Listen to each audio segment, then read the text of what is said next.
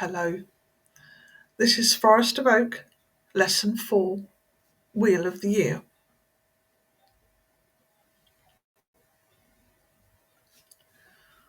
What is the Wheel of the Year? The Wheel of the Year is a term used for the annual cycle and celebration of the Earth's seasons. It is marked by 8 Sabbats. As each day, week, and month go by, the wheel turns.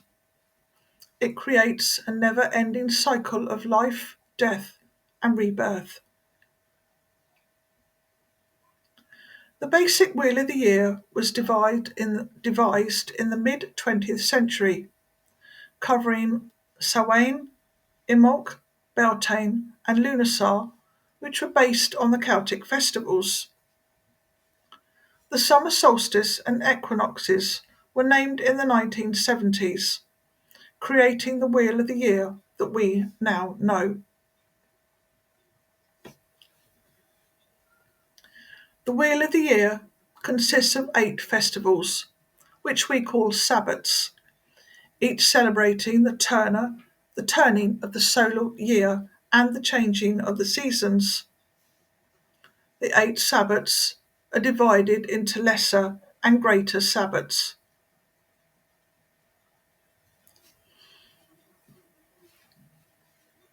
The lesser Sabbats are the solstices and equinoxes.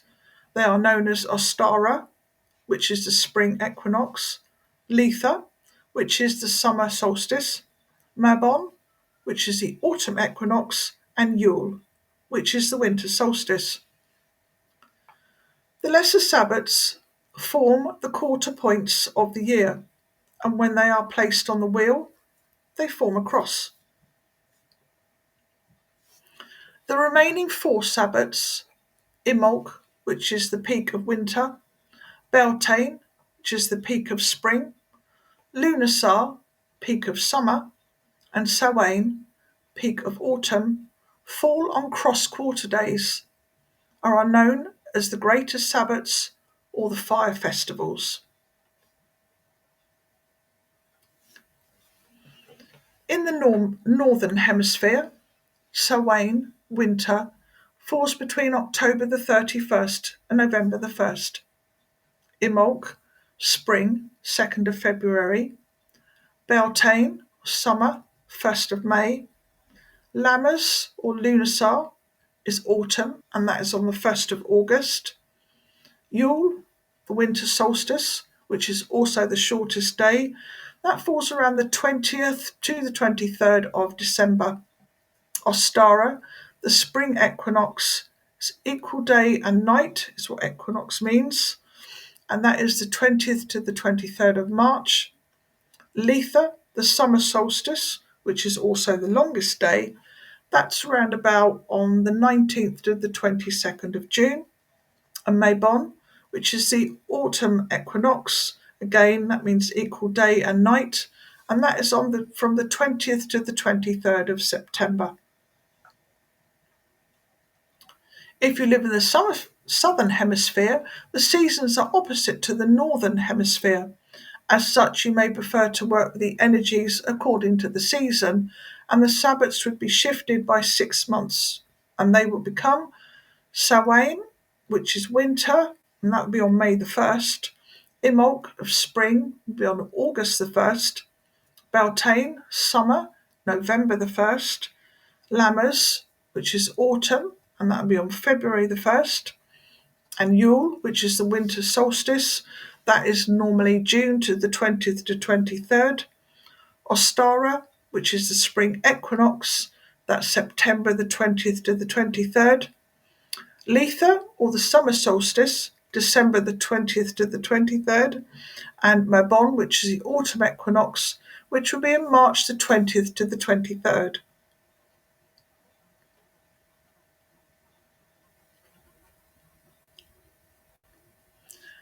How to work with the Wheel of the Year. The celebrations are yours to make as personal as you want. There are, of course, some more traditional correspondences and ideas, along with a few historical practices Both ultimately, this is your pathway. Always trust your intuition when working magic or choosing corresponding items. It won't let you down. There are lots of lists in books and on the internet giving corresponding intents, herbs, colours, deities, and crystals to work with for each Sabbath. Some of my own books include them too. Trust your own intuition and what grows or relates to your own area. There are lots of ways you can celebrate the Sabbats and work with the months, but I encourage you to connect with the energy of each season and allow it to carry you with the flow and build your own ways of working with each one. I would encourage you to take a step outside every morning. I do this when I let the dog out first thing. Whilst he is bouncing around and sniffing every plant and stone and plant and corner of the gardens, I take a moment to myself. Look at the plants around you. See the leaves, the flowers, the stage of life they are at. Look up to the sky. Feel the sun and the air on your skin. Note the clouds and their patterns. Listen to the birds and the sounds of life around you. Take a deep breath in and feel the energy of the moment. Sometimes I will get a word or a feeling pop into my head.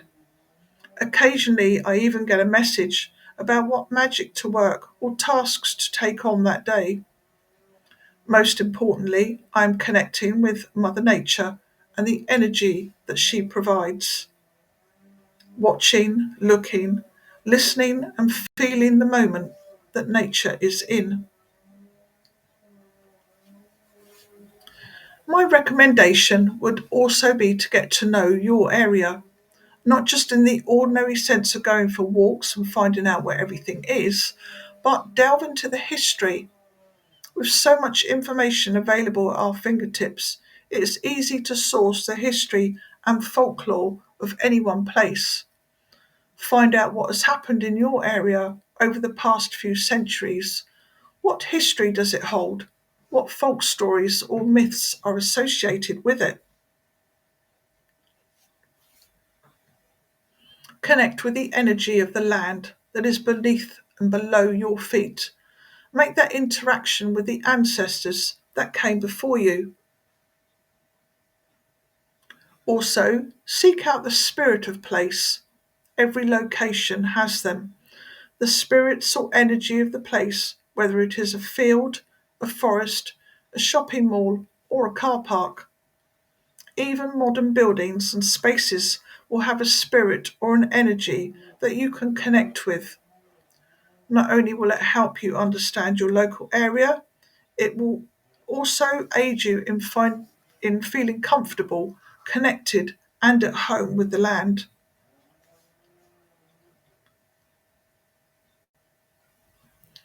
Remember that you don't need to visit a sacred space to feel connected. Every place is sacred, and none more so than your own home and yard.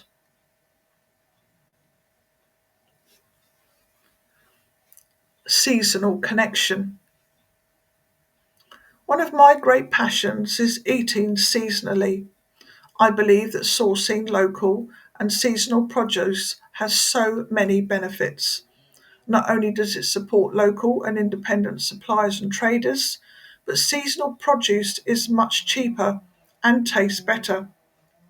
When produce is allowed to grow at its own pace in the right season, rather than being forced under artificial situations, it is in harmony with Mother Nature. Eating seasonally is good for your bank account, your taste buds, and to help you connect with the seasons. It also helps the planet if you shop locally. Produce grown and sourced within your local area doesn't involve transporting it across the air or sea, which means less pollution. And while we're talking about seasons, I have also included some information about them too. I've worked with the meteorological seasons as we have here in England. Yours may be different. If you find it too much to work with the energy of each month, or it just doesn't resonate you, then you could look at splitting the calendar year into 4 sections and working with each season instead. Obviously, tailor it to your local area and weather patterns, but I have given you some ideas to hopefully inspire you.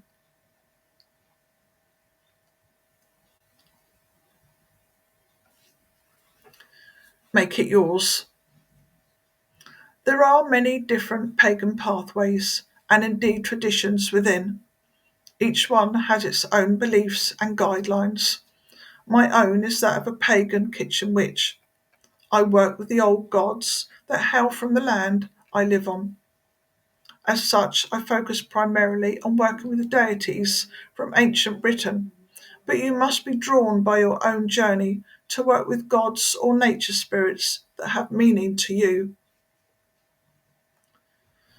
I don't follow rules or guidelines laid out by others. What I do is trust my own intuition and tune into the ebb and flow of Mother Nature and the landscape that surrounds me.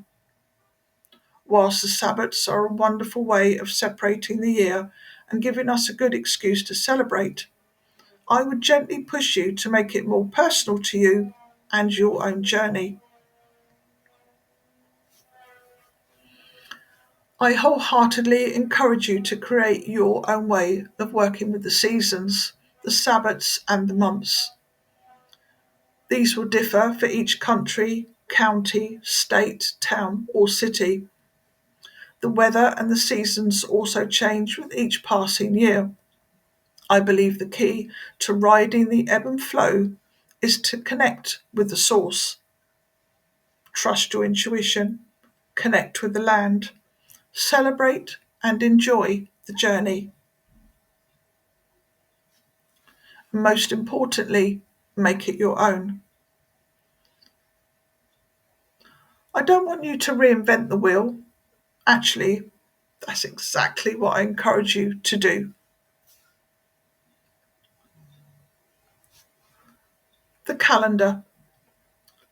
The 365-day calendar we use today wasn't always the one we worked to. There have been a few adjustments along the way, seemingly invented by those clever ancient Egyptians. The solar calendar was based on the seasonal year and the amount of time it takes the Earth to revolve around the Sun, creating our 365 and a quarter days each year. Unfortunately, they didn't account for that extra quarter day each year, so the calendar did gradually drift. This was rectified by adding an extra day every 4 years, hence the leap year in February. There were a few adjustments along the way and quite a bit of chaos, but it all began to work smoothly from about 8 CE. This is the Julian calendar, brought in by Julius Caesar. However, there was again a bit of a miscalculation, and by the 1550s, the dates were out by about 10 days. Pope Gregory the 13th made a change to the calendar to restore the error. From 1582, the Gregorian calendar was used. Parts of Europe changed within a year, where and others took a bit longer. Great Britain moved to the Gregorian calendar in 1752. Other countries took longer, and some didn't change until the early 1920s. Some religions still use the Julian calendar for festivals and celebration dates. This does mean that some of our pagan celebration dates are different in modern times than they were originally, which may explain some of the drift in seasons too. The difference between the Julian and Gregorian calendars is currently 13 days, the Gregorian being ahead of the Julian. Record it. If you like to use a journal, then this is perfect to help you keep track of each month. If you find journaling tedious, and count me in that group, then you may prefer to keep a scrapbook.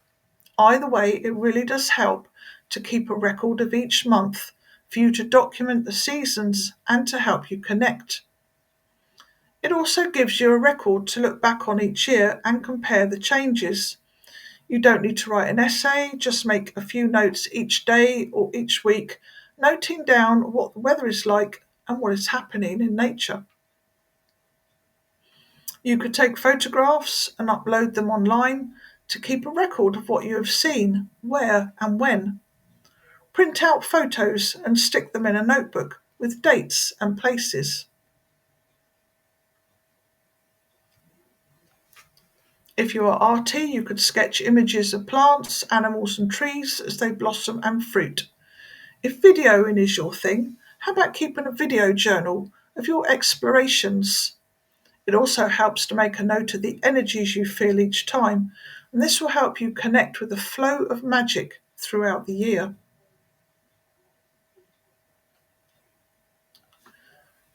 My version of the wheel. When I first began my pagan journey, I was presented with the wheel of the year that it seemed most pagans worked with. I learnt them all, which took me ages, and I often forgot the dates and what was supposed to be where. But I duly decorated my altar for each Sabbath and did the ritual, although I am not sure how much I actually connected with each one. As my journey has deepened and the years have passed, I have realised that it isn't about dates on calendars, but more about connections. Mother Nature does not have a diary, and perhaps more so in recent years, the seasons seem to be all over the place.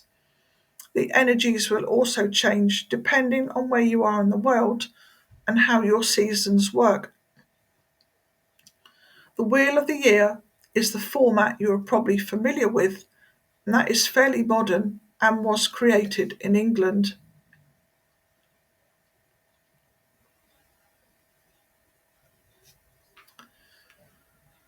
So it follows the seasonal weather pattern of England.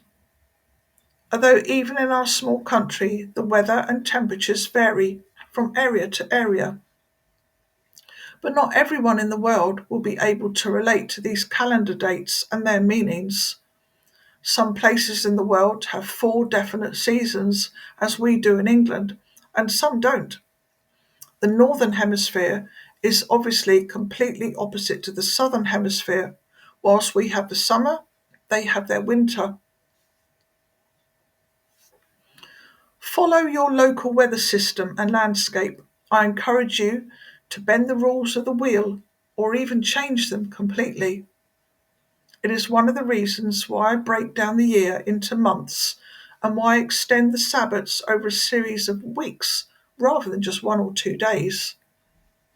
Your pathway is your own and it is very personal, and each person will walk it differently. The same applies to the Wheel of the Year. It has to work for you and where you live.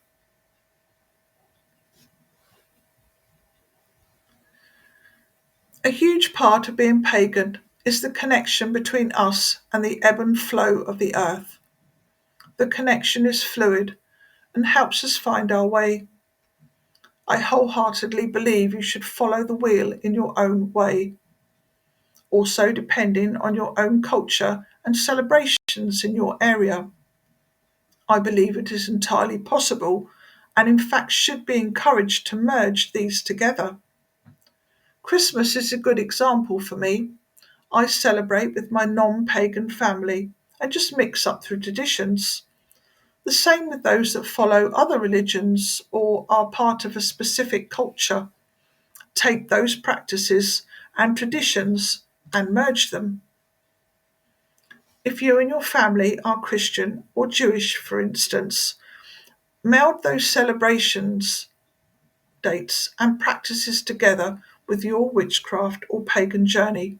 Make it work for you. Obviously, some Sabbats are fairly fixed, like the solstices, but you can still make them your own, create new ways to celebrate, and bring in new family traditions, or resurrect old ones. Do some research in traditions and celebrations from folklore and in your own area.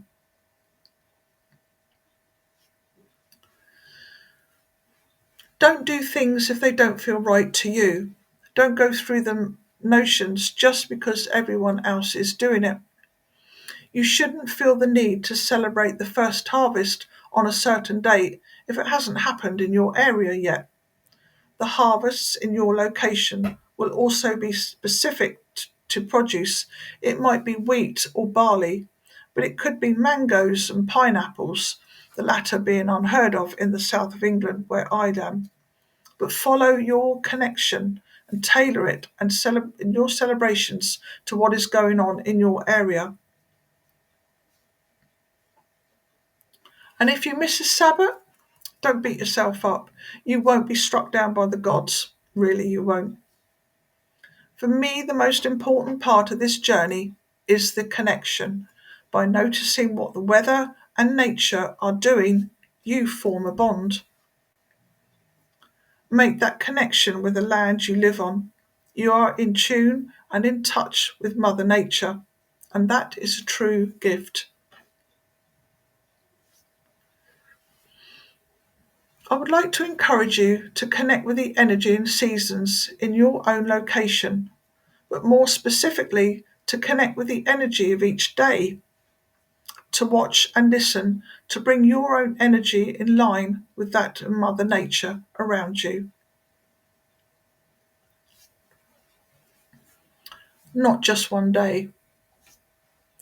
Although we believe our ancestors would have celebrated some of the Sabbats, the solstices in particular, the Wheel of the Year is quite a modern idea, but it works as a good guideline for working with key points in the seasons throughout the year. Each Sabbath has either a set date or one that varies by a day or two each year, but we do see them as only one day on the calendar. I like to work with them as a period of time.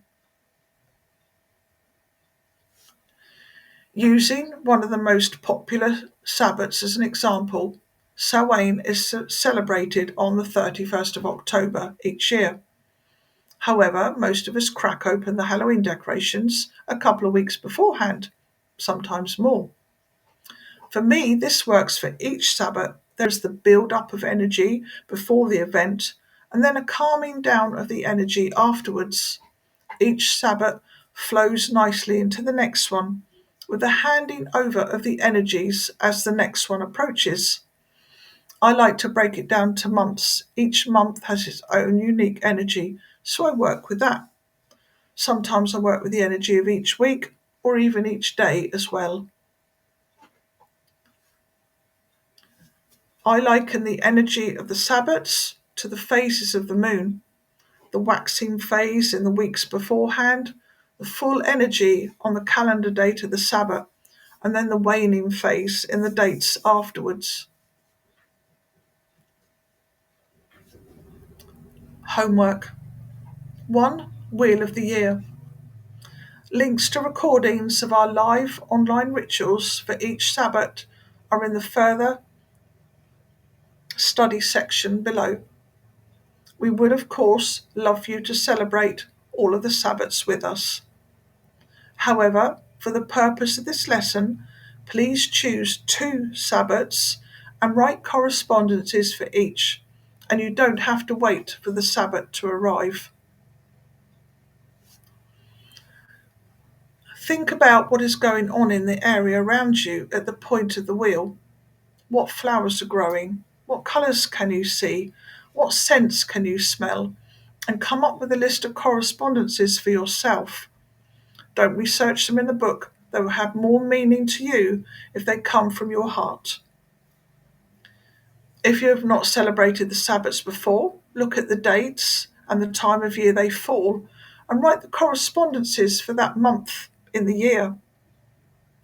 You might like to include herbs, flowers, scents, colours, stones, trees, animals, energy flow, which is the energy of nature, the Sabbath, what you would work magic for.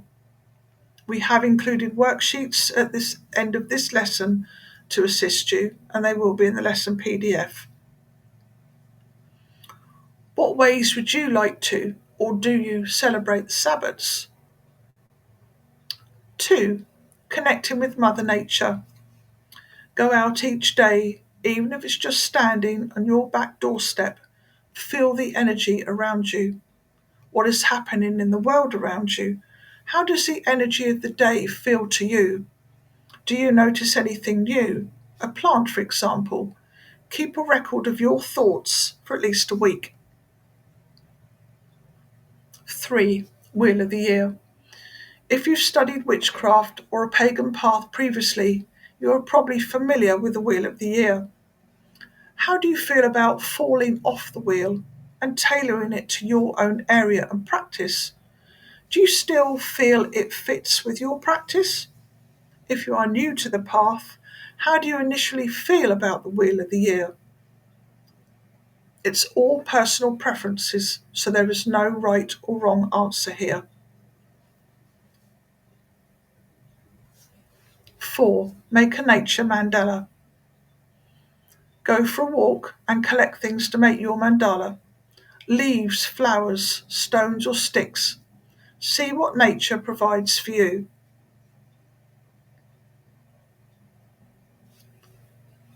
Infuse your mandala with intent, using some of the energy we experimented with in the energy lesson.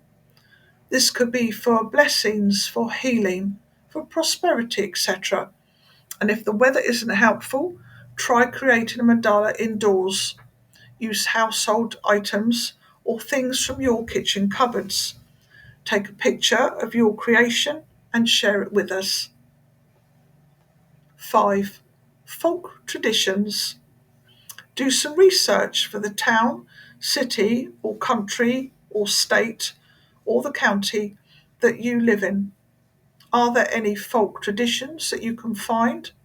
Are there any particular days that are celebrated for whatever reasons? Saints' days, harvests, local myths, etc. We would love for you to find at least one and share some of the details with us, what date it is held, why, and what the celebrations are that happen. And homework for each lesson should be emailed to your mentor, which is Ness or Heather, at support@kitchenwitchhearth.net.